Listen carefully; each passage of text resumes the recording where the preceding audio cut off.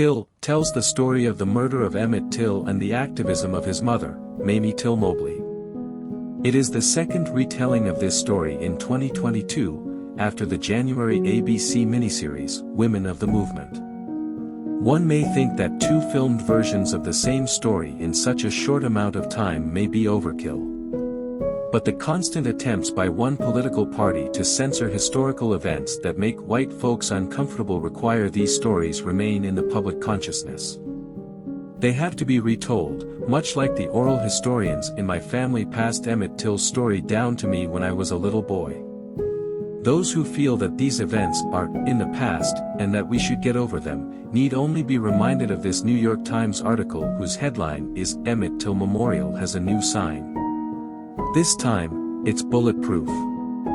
As late as 2019, people were putting bullet holes in a sign that marked the site of a lynching. Through Till Mobley's actions, we know about the death of her son, and how hideously he was brutalized. Director Chinonye Chukwu and her co-screenwriters, Keith Beauchamp and Michael Reilly, aimed to give viewers a glimpse of who Till was before he was murdered. Played by Jalyn in the first third of the film, he's the typical 14-year-old. Chukwu documents him getting dressed and ready for his trip down south to visit his cousins. He has the usual, but teenager moments with his mother, Mamie, Danielle Deadwyler, who in turn has the same moments with her own mother, Alma, Whoopi Goldberg. That's the mama, mind your business and go home, face, she says when Mamie silently expresses her displeasure over an opinion, a funny line in a film that is not without humor. It's Alma's idea to send Emmett down to visit his southern kin. Raised in Chicago, he had a different set of interactions with white people than his cousins Simeon, Tyreek Johnson, and great-uncle, preacher, Mose, John Douglas Thompson, would have, though the film implies that Emmett was unfamiliar with how dangerous slights against white people could be. Chicago is certainly not without racism, as a scene in a department store shows. The cousins joke about how funny it'll look when their Yankee relative is down there helping Mose pick cotton on the farm where he sharecrops.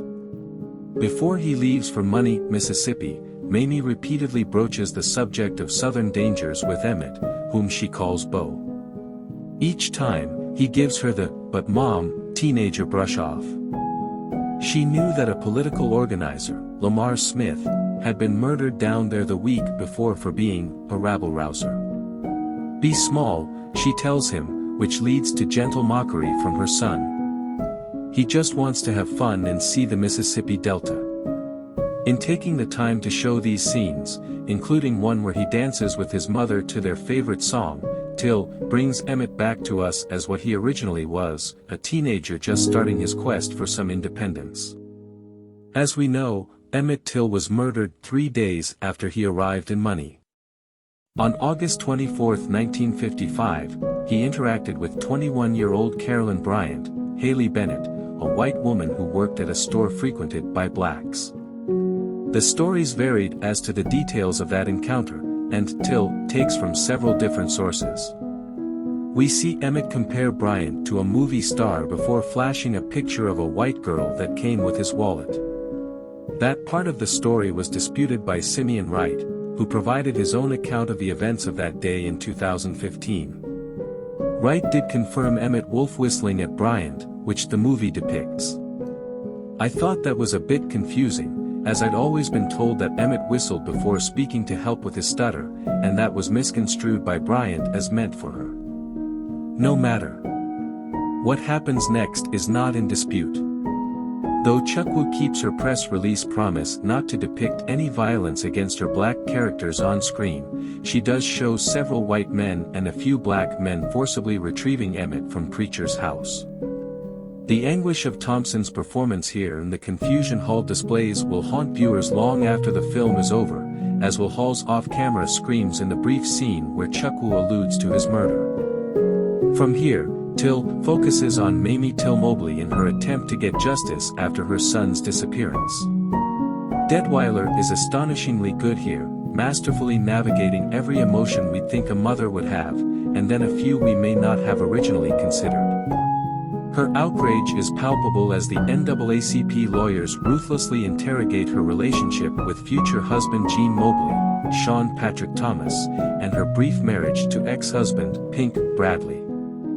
Emmett's father died in World War II.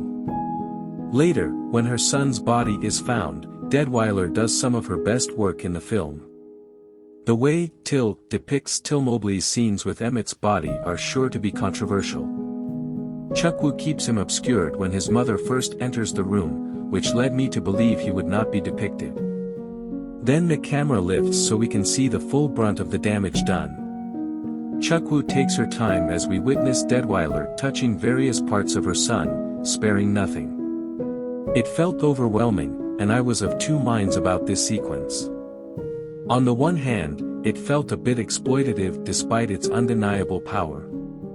On the other, Mamie Till Mobley wanted the world to see what those men had done to her boy, so strong was her desire that she had an open casket funeral and put his body on the cover of Jet magazine.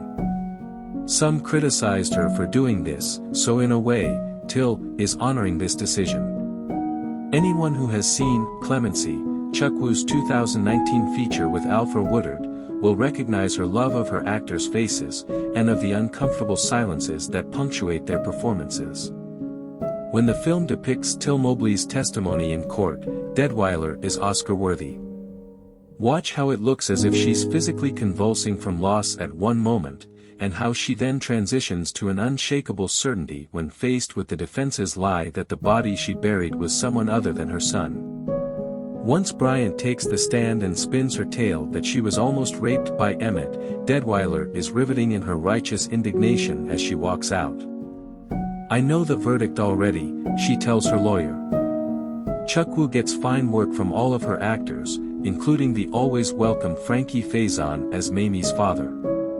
Goldberg is memorable in her few short scenes, and Jayme Lawson is also good in a role Goldberg once played, Myrlie Evers. Hall leaves a lasting impression as Emmett. His naturalistic performance makes him feel even more real to us. The haunting score by Abel Korseniowskis and the editing by Ron Patton ably assist the director in telling this story. Bobby Bukowski's cinematography reminds us of how beautiful the South can look despite being a backdrop for so many horrible acts of racism. One of the many things the civil rights movement demanded to see enacted was a federal anti-lynching law. In 2022, such a law was finally passed after decades of failed attempts. It was named after Emmett Till.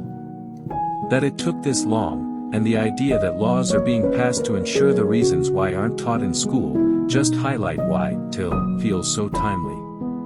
Till's murderers confessed to Look magazine for $4,000 after being acquitted, and Carolyn Bryant is still alive and unpunished. That should be enough to justify this movie's existence. If nothing else, see it for Danielle Deadwyler's incredible performance. She truly is unforgettable.